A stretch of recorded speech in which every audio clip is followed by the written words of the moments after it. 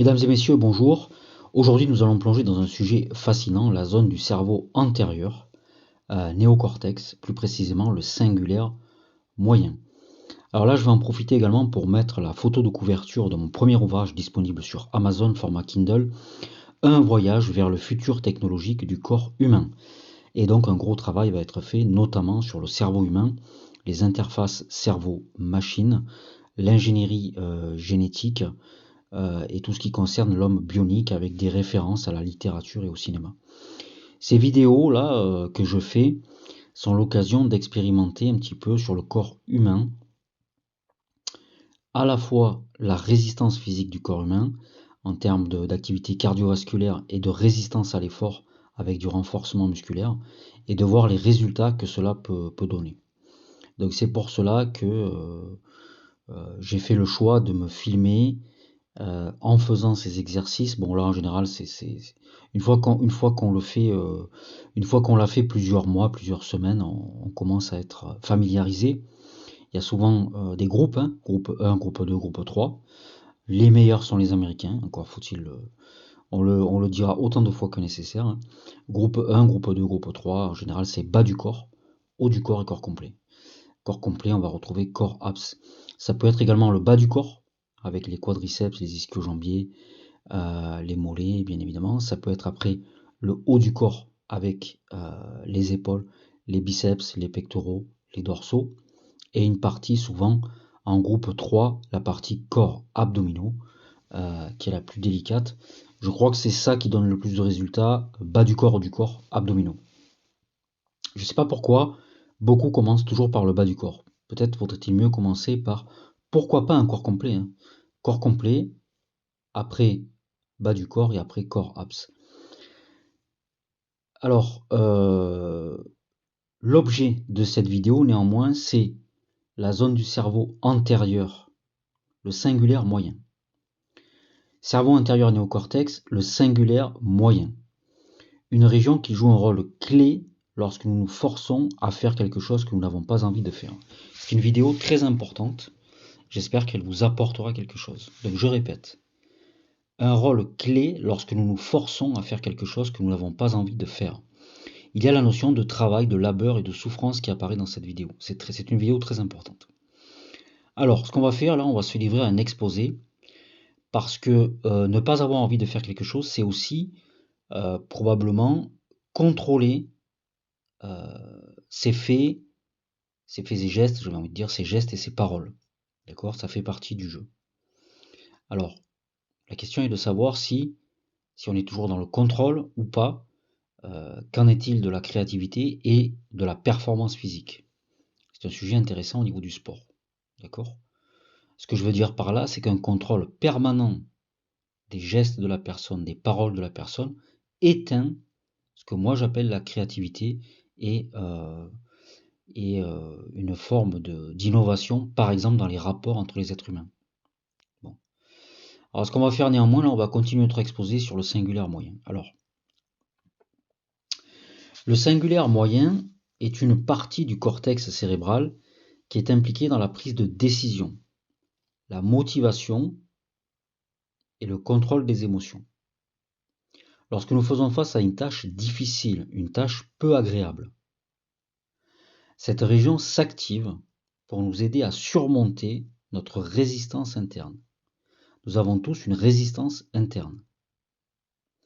Elle va intégrer des informations émotionnelles et cognitives, ce qui nous permet de peser le pour et le contre avant d'agir.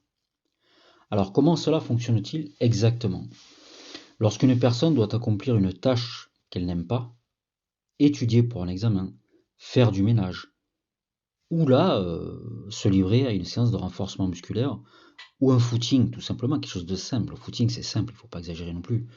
Un footing, c'est 40 minutes. Ça n'existe pas, des footings de 15 minutes, ça n'existe pas. Et en fait, c'est 60 minutes quand on discute avec des runners. Voilà. Alors, donc, je répète, lorsqu'une personne doit accomplir une tâche qu'elle n'aime pas, étudier pour un examen, faire du ménage, faire une séance de renforcement musculaire, le singulaire moyen entre en jeu. Alors, comment il entre en jeu? Le singulaire moyen va évaluer la situation et il va activer des mécanismes de motivation. Sachant qu'on a appris avec David Goggins que la motivation, ça n'existe pas. Tu dois être habité, drivé. Par exemple, il peut déclencher la libération de dopamine, un neurotransmetteur associé au plaisir et à la récompense. Cela peut rendre l'accomplissement de cette tâche moins désagréable en nous promettant une récompense future. Donc c'est lui, le singulaire moyen, qui va déclencher la libération de dopamine, un neurotransmetteur associé au plaisir et à la récompense. Donc de manière à rendre l'accomplissement de la tâche moins désagréable. Parce qu'il va nous promettre une récompense, comme ici, après la séance. Bon, ça motive beaucoup de choses, notamment chez certaines personnes, le rapport à l'argent, très vraisemblablement, ou bien je vais travailler dur pour avoir telle somme d'argent. De plus, cette région est également impliquée dans la gestion du stress. Quand nous ressentons de l'anxiété face à une tâche, le singulaire moyen aide à réguler notre réponse émotionnelle, permettant ainsi de mieux gérer nos émotions et d'augmenter notre capacité à persévérer. En résumé, le singulaire moyen est essentiel pour naviguer dans les moments où l'on doit se forcer à agir. Donc, le singulaire moyen aide à réguler la réponse émotionnelle, qui permet donc de mieux gérer les émotions, la peur, la joie, bon bref, on en a parlé déjà, le plaisir, tout ça, bon tout ça c'est, il y en a 8 de base, mais à la limite, il n'est pas inintéressant de mettre aussi des émotions secondaires. On refera une vidéo, je vais mettre là, tiens, la photo du diagramme des émotions. Et d'augmenter notre capacité à persévérer. Le singulaire moyen est essentiel pour naviguer dans les moments où l'on doit se forcer à agir.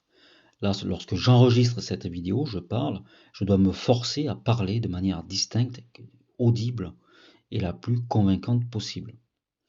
Il combine, ce singulaire moyen, l'évaluation cognitive et la régulation émotionnelle pour nous aider à surmonter nos réticences, des réticences. Donc, la prochaine fois, mesdames et messieurs, que nous nous forcerons à faire quelque chose que nous n'avons pas envie de faire, rappelons-nous que notre cerveau travaille dur pour nous aider à avancer. Alors, qu'est-ce que l'on doit penser? On va faire une courte analyse de tout ça. Alors, ce singulaire moyen, réguler les émotions, processus cognitif, prise de décision. La décision de quoi? D'aller faire la vidéo. Bon, d'abord d'aller faire la séance, quand on est tout seul en plus. D'aller se filmer, de la poster. Pourquoi je le fais? La motivation, etc. C'est difficile, c'est pas agréable. Il va falloir surmonter ce qu'on appelle une résistance interne. Alors là, vous pouvez rester jusqu'à la fin, il reste grosso modo 5 minutes. On va parler après de la résistance interne. Cette région du singulaire moyen intègre des informations émotionnelles et cognitives. On va peser le pour et le contre avant d'agir.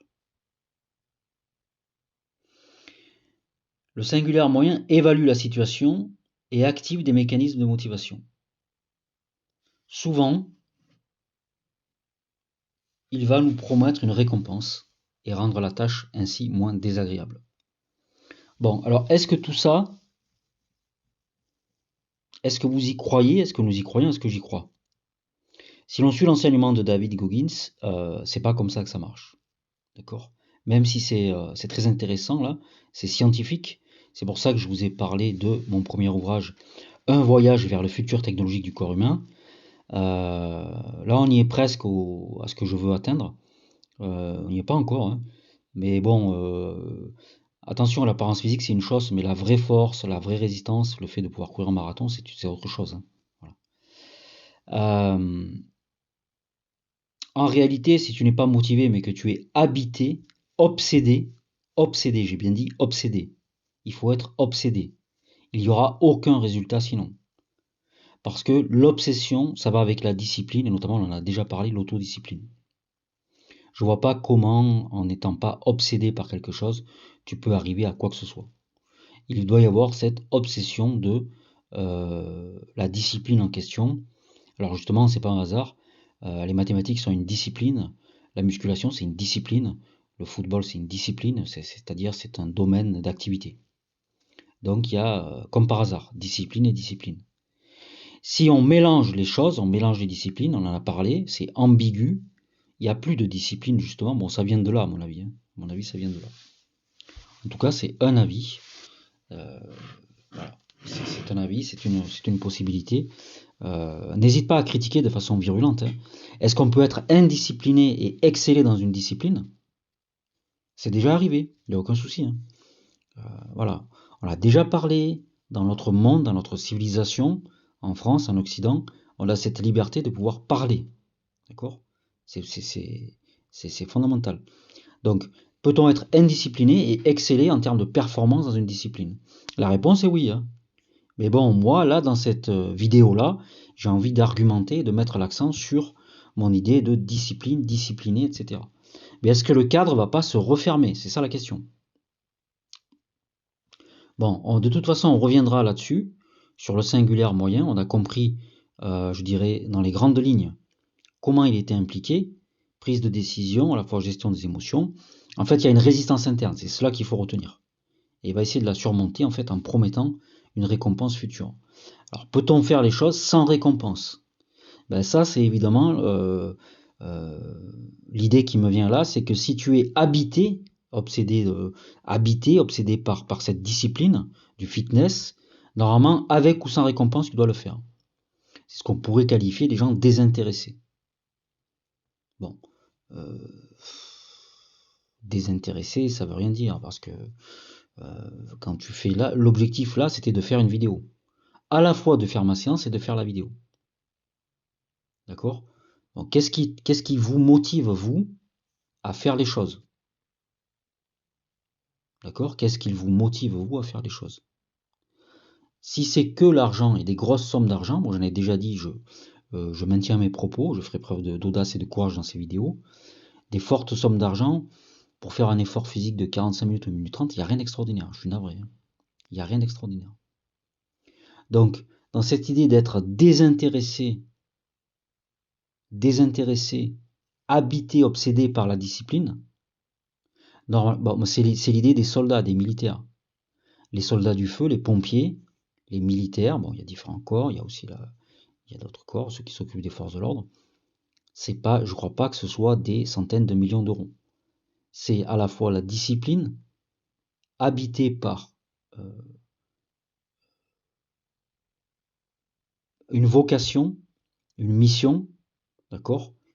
Mais bon, il y a quelque chose que je me permets de dire. Un soldat, je connais pas les salaires exacts, mais enfin, il déploie beaucoup plus de force et d'engagement physique que n'importe quel sportif de haut niveau. Je suis navré, hein. D'accord, je suis navré. Ça me paraît évident. Surtout sur une situation de guerre, hein. Il y en a qui marchent pendant 10 heures, hein. Où ils courent, ils marchent et ils courent, ils marchent et ils courent, ils soulèvent des poids, etc. Bon, voilà. Donc voilà, on va publier, c'est un peu audacieux, on va le publier, hein.